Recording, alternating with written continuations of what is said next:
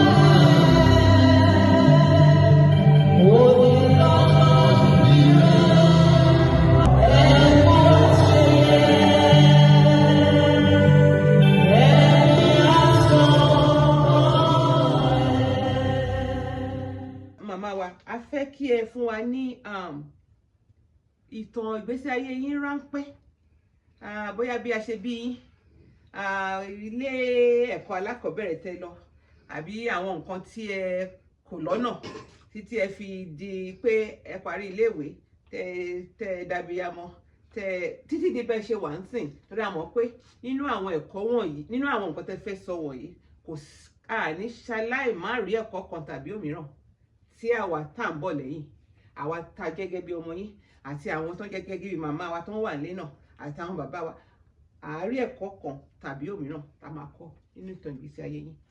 Màmá wa, ẹ ṣeun. Ẹ ṣé olóòtú. Kí n tó fẹnu kan ìtàn ìgbésí ayé mi, màá sọ ìdílé tí mo ti jáde. Ìdílé onígbàgbọ́ ni mo ti jáde. Mo dúpẹ́ lọ́wọ́ Ọlọ́run wípé Ọlọ́run wà pẹ̀lú àwọn òbí mi. Wọ́n dẹ̀ fi ọ̀nà ìhìn rere yìí wọ́n fi hàn mí. Mo dúpẹ́. So ìjọ tí ìyá mi àti bàbá mi ń lọ ní ìjọ CAC, Christ Apostolic Church. Ibẹ̀ náà bí mi sí. Mo dúpẹ́ lọ́wọ́ Ọlọ́run. So lẹ́yìn yẹn, ìgbà tán bí mi, mo fẹ́ sọ ìtàn ẹyọ kan ṣoṣo ni mo ti fẹ́ sọ nínú ìrírí tí mo rí nínú ilé ayé. Mo dúpẹ́ pé Ọlọ́run wà pẹ̀lú mi. Mo jẹ́ àyànfẹ́ Ọlọ́run. Òun lọ́lọ́run fi fún mi tó fi kà mí yẹ láti wà ní títí di ọjọ́ òní tí mo fi pé 100 ọdún lórí òkè yẹ̀pẹ̀. Ọjọ́ tán bí mi, ayé ti ròyìn pé òkú náà bí kalẹ̀. Torí pé mo tóbi dáadáa, mi wá lè mí jáde. Wọ́n ti ronú pé kí wọ́n lọ palẹ̀ ẹ̀ mọ́. Ṣùgbọ́n ìránṣẹ́ Ọlọ́run tó gba ìbí mi sọ pé alààyè lélẹ́yìí kì í ṣe òkú. Olúwa ṣeun. So ni bàbá wa gbé bíbélì rẹ̀ òun dání ló kà á ló wá ní mímí òun rí pé mò ń mí bẹ̀tì mímí yẹn ò jáde láti ihò imú mi ló wá bẹ̀rẹ̀ sí gbàdúrà. Àdúrà yẹn ni bàbá gbà títí gbogbo mímí tó ń wá sísàlẹ̀ yẹn Ọlọ́run mi wá pè padà sókè. Hallelujah. Bó ti ṣe pè padà sókè yìí ni mo wá sín lẹ́ẹ̀mẹ́ta. Bí mo ti ṣe sín lẹ́ẹ̀mẹ́ta ó ní ọmọ nìyẹn alààyè ni kì í ṣe òkú ó yá ẹ lọ wẹ̀wẹ̀. So mo dúpẹ́ lọ́wọ́ Ọlọ́run. Olúwa ṣeun. Pé tó bá jẹ́ pé wọ́n ti sinmi ń gbà yẹn kí ni mo fẹ́ ṣe nílé ayé. Èmi òkú tí mi ò mí nígbà tán bí mi ni mo pé 100 ọdún lórí ilẹ̀-èdè alààyè.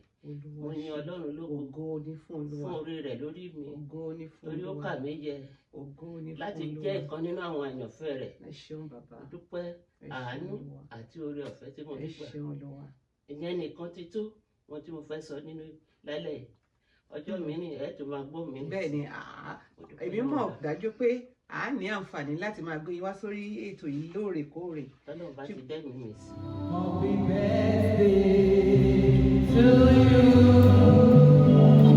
Happy birthday to you. Happy birthday. Happy birthday. Happy birthday to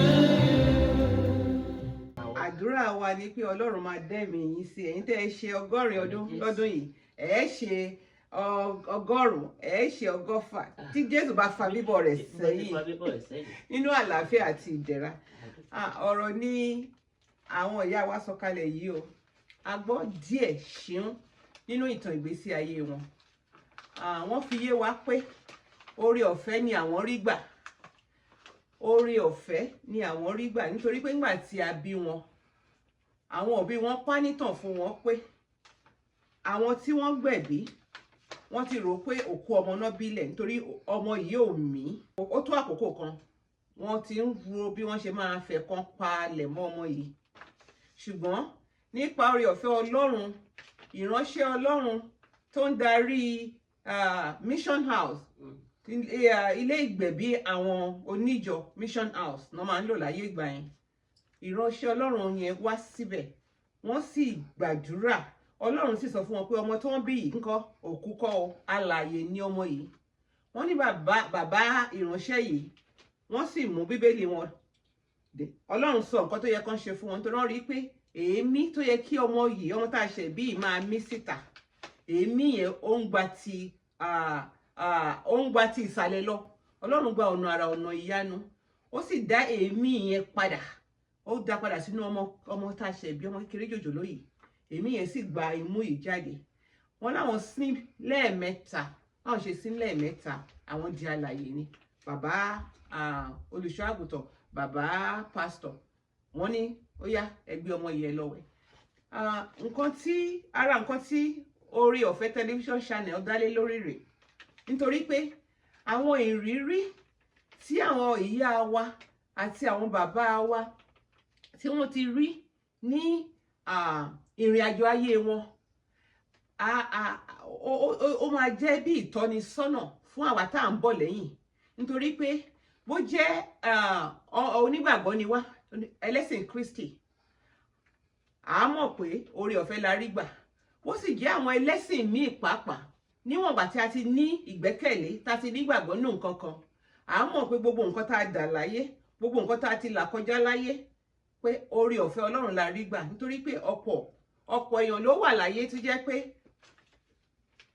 gẹ́gẹ́ bí ìyá wa ṣe jẹ́ 100 ọdún ní ọdún yìí wọ́n rí ọ̀pọ̀ èèyàn tó wà láyé tó jẹ́ pé nǹkan tí ìyá wa ti là kọjá lọ rí tí Ọlọ́run sì fún wọn ní oore ọ̀fẹ́ láti wà láyé láti wà láàyè lọ́jọ́ òní a rí àwọn èèyàn tó jẹ́ pé wọn ò la ìdámẹ́wàá ẹ̀ kọjá tí oore ọ̀fẹ́ ò sì sí fún wọn kò ń ṣe pé a fi yọ̀ wọ́n ṣùgbọ́n a fi ń gbórúkọ Olúwa ga a sì fi ń kọ́ àwọn tó ń bọ̀ lẹ́yìn pé ìgbàgbọ́ nínú Olúwa kì í dójú tì ni nítorí pé ìkànnì oore ọ̀fẹ́ yìí a nígbàgbọ́ lọ́pọ̀lọpọ̀ nínú agbára tí ń bẹ nínú Kristi Jésù. Èmi gẹ́gẹ́ bí ẹnìkan ọmọlẹ́yìn Jésù lèmi. Èmi sì nígbàgbọ́ nítorí pé màmá mi ni àwọn àlejò tí a gbà lónìí. Màmá tó ń bí mi sáyé ni wọ́n. Ìlànà tí àwọn òbí wọn ti fi lé wọn lọ́wọ́, èyí tí àwọn olóyìnbó máa ń pè ní legacy, èyí tí wọ́n tó jẹ́ pé wọ́n fi mọ Kristi tán sì fi dúró sínú Kristi títí di ọjọ́ òní. Ìlànà yìí náà ni àwọn ti gbélé àwa tí a jẹ́ àwọn ọmọ wọn lọ́wọ́. Nítorí ìdí èyí mo fi gbogbo ẹnu sọ, mo sì dúpẹ́ lọ́wọ́ Ọlọ́run pé ó fún mi ní oore ọ̀fẹ́ láti mọ ìlànà yìí. Nítorí ìdí èyí la ṣe wá ń dúpẹ́ lọ́wọ́ Ọlọ́run nì, àwa ń gbé Ọlọ́run ọ̀hún ga. Ọlọ́run àjíkẹ́, Ọlọ́run àjígẹ̀, ọba tí ń jẹ́ èmi ni má ṣe bẹ̀rù, ọba tí mú rírí jáde kúrò ní àìrí, ọba ajípọ̀jọ́ kúdà. Àwa dúpẹ́ lọ́wọ́ ẹ̀yin Ọlọ́run lónìí nítorí ìyá wa, nítorí pé ẹ kà wọ́n yẹ láti jẹ́ alààyè láti ìgbà tó ti bí wọn, tí Sátánì ti rò pé ọmọ yìí kàn lọ jù nù nítorí pé òkú ni. Ṣùgbọ́n ẹ̀yin Ọlọ́run ẹ gbọ̀nà àrà, ẹ gbọ̀nà ìyanu, ẹ jẹ́ kí ìyá wa kí ó wà láyé, ẹ dá wọn sí ẹ̀mí ìyè sí wọn nínú, ẹ dá wọn sí títí di ọjọ́ òní tán fi pé 100 ọdún láyé. Àwa dúpẹ́ Olúwa. Mo ní bẹ́ẹ̀ ni o, lórí ẹ̀yin ìyá wa Elder Mrs. Eunice Bọ́sẹ̀dé Ògúnrìndé, gbogbo ẹbí, ará, ọ̀rẹ́ àti ojúlùmọ̀ là ń bá yín dúpẹ́ lọ́wọ́ Ọlọ́run fún oore ọ̀fẹ́ tí ẹ rí gbà yìí. Nítorí náà ẹ jẹ́ ká tẹ́tí sílẹ̀ ká gbọ́ nínú àwọn àdúrà tí a fi ránṣẹ́ sí ìyá wa. Ẹ ṣeun. Happy birthday, Grandma. 80 years of God's faithfulness. Wow. I rejoice with you, ma. Mama, oh, mama, oh, mama, oh. Olúwa dá màmá sí fún wa. Mama, oh, mama, oh, mama, oh. Olúwa dá màmá sí fún wa. Abiyamọ tòótọ́. Abiyamọ tòótọ́. I give God all the glory for your life. Thank God for everything that God has done, everything that God is doing, and everything that God will yet do. Mommy, I noticed, when we were in Lifeline Tabernacle, how you were in handling your children, providing for them. At some point, like how many of them were in higher institutions? Wow. God bless you, ma. Emma Junje Omo pe. Kudeni koruleni. In the name of the Lord Jesus. Your children will arise and call you blessed according to the word of the Lord. In the name of Jesus. Happy birthday to you. Happy birthday to you. Happy birthday to you, my mommy. Happy birthday to you. Ẹ kú àjọyọ̀ ọjọ́ ìní, àṣeyíṣẹ́ mi. Ẹ ṣe púpọ̀ ọdún láyé. Elder Bọ́sẹ̀dé Eunice Ògúnrìndé, Olúwa fi yín síbẹ̀ fún wa. Ẹ ní wá wa tì, àwa náà ò ní wá yín tì lórúkọ Jésù. Ẹ ti ṣe ọdún yìí, ẹ ṣe ọ̀pọ̀lọpọ̀ ẹ rí ọmọ láti ìran kìíní títí dé ìran kẹrin bí Olúwa bá fa bíbọ̀ ẹ̀ sẹ́yìn. Ẹ kú oríire màmí. Èmi ọmọ yín, àkọ́bí yín, Olúrẹ̀mí Ìgè ló ń kí yín kú ewu ọdún ọjọ́ ìbí èní. Ẹ ṣàṣeyè, ẹ ṣàṣeyege lórúkọ Jésù. Ní ìgbà ìkẹyìn, ẹ fi ilé ológo ṣèrè jẹ. Ẹ kú oríire ọjọ́ ìní.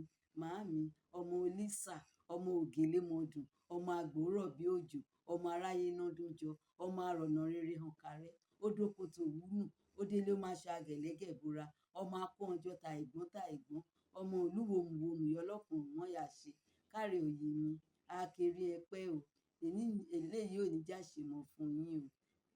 Thank you very much. ìyá lolùtọ́jú mi tó tọ́jú mi ní kékeré. Ẹ̀yìn rẹ̀ ló fi pọ́n mi, ìyá kú iṣẹ́ o. Mo kíyà mi kú iṣẹ́ pẹ̀lú tẹríba mọ́lẹ̀. Èmi kò jẹ́ kó ṣe fún ìyá mi mọ́. Ìyá o, ìyá o, ìyá o. Mọ́mì, ẹ mú mi rántí orin tí wọ́n kọ́ wa nígbà tá a wà ní ilé-ìwé alákọ̀ọ́bẹ̀rẹ̀. Ṣùgbọ́n orin yìí gẹ́gẹ́ bí ọmọ Yorùbá, orin yìí ó mú ọgbọ́n wá. Orin yìí ó ń tọ́ wa sọ́nà. Orin yìí ó ṣí wa níyè láti mọ rírì ìyá wa. Mọ́mì, mo mọ rírì yín lónìí o. Mo dúpẹ́ lọ́wọ́ Ọlọ́run ọba tí ó fún yín ní ẹ̀mí gígùn àti ara líle láti rí ọjọ́ ìbí yín míì lórílẹ̀‐èdè alààyè. Mo dúpẹ́ lọ́wọ́ Ọlọ́run ọba tó mú yín pé ẹni 100 ọdún nínú àlàáfíà ara, nínú ẹ̀mí gígùn, nínú ìtùnú, nínú ìdẹ̀ra. Mo dúpẹ́ lọ́wọ́ Ọlọ́run nítorí pé ọjọ́ òní ó bá yín láyé, ó bá yín láàyè yín. Èmi ọmọ yín Adéníkẹ́ Olúwatóyìn, lórúkọ èmi àti gbogbo àwọn mọ̀lẹ́bí mi, a wá sọ pé ẹ kú ayẹyẹ ọjọ́ ìbí o, ẹ kú oríire ọjọ́ ìbí o mọ́mì. A tún wá gbà ládùúrà pé ẹ̀yin tẹ́ ẹ ṣe 100 ọdún, ẹ̀yin náà ni Ọlọ́run máa fún ní àǹfààní láti ṣe 100 ọdún, láti ṣe 100 ọdún tí Jésù bá fa bíbọ̀ rẹ̀ sẹ́yìn. A wá ń gbàdúrà fún yín mọ́mì, màmá mi, a wá ń gbàdúrà fún yín wípé bó ti wù kẹ́ pẹ́ láyé tó, ní orúkọ Jésù Kristi, ojú yín ò ní ríbi. Ojú yín ò ní ríbi lórí ara yín. Ojú yín ò ní ríbi lórí àwọn ọmọ yín. Ojú yín ò ní ríbi lórí ara yín. Ojú yín ò ní ríbi lórí àwọn ọmọ yín. Ojú yín ò ní ríbi lórí àwọn mọ̀lẹ́bí yín.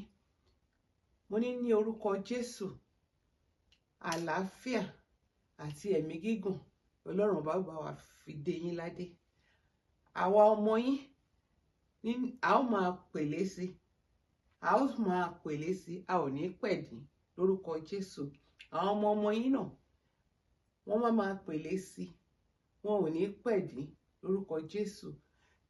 Mo wá gbà ládùúrà wípé gbogbo àdáwọ́lé àwa ọmọ yín àti àwọn ọmọ yín àti gbogbo àwọn èso tó ti ara yín ṣẹ̀, mo ní gbogbo àdáwọ́lé wa lórúkọ Jésù Kristi yóò máa yọrí sí rere.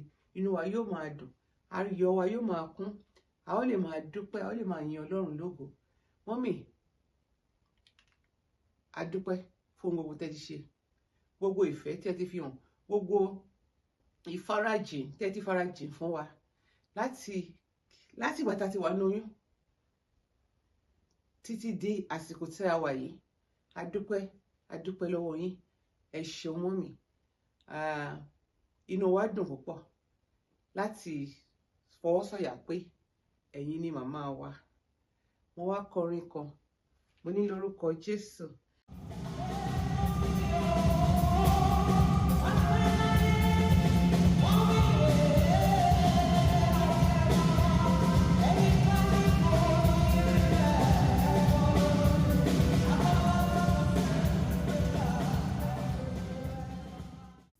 Yorùbá bọ̀ wọ́n ní ó kù báyìí ni ìbọn ń ró o. Ẹ̀yin èèyàn wa nulẹ̀, ìfọ̀rọ̀wérọ̀ pẹ̀lú ìyá wa Elder Mrs. Eunice Bọ́sẹ̀dé Ògúnrìndé sì tẹ̀síwájú sí i. Lágbára Ọlọ́run lọ́sẹ̀ tó ń bọ̀, a ó tún máa mú ìpele míì wá sí etí gbọ̀nyìn. Kó tó wá dìgbà náà, mo gbà á ládùúrà pé lágbára Ọlọ́run gbogbo etí tó ń gbọ́ wa, ojú tó ń wò wá, àti gbogbo àwọn mọ̀lẹ́bí àtàrà wa, mo fi gbogbo wa sí abẹ́ ìṣọ́ Olódùmarè. Mo wá gbàdúrà pé ààbò Ọlọ́run tó dájú tó nípọn tó gbòòrò tọwọ́ ikú ò lè ká, tọwọ́ àrùn ò lè ká, tọwọ́ èṣù ẹ̀ṣẹ̀ ò lè ká, tọwọ́ ayé ò sì lè ká, kí Ọlọ́run ọba kó fi dé wa ládé, kó jẹ́ ìpín wa. Ká tó pàdé láyọ̀. Ire o.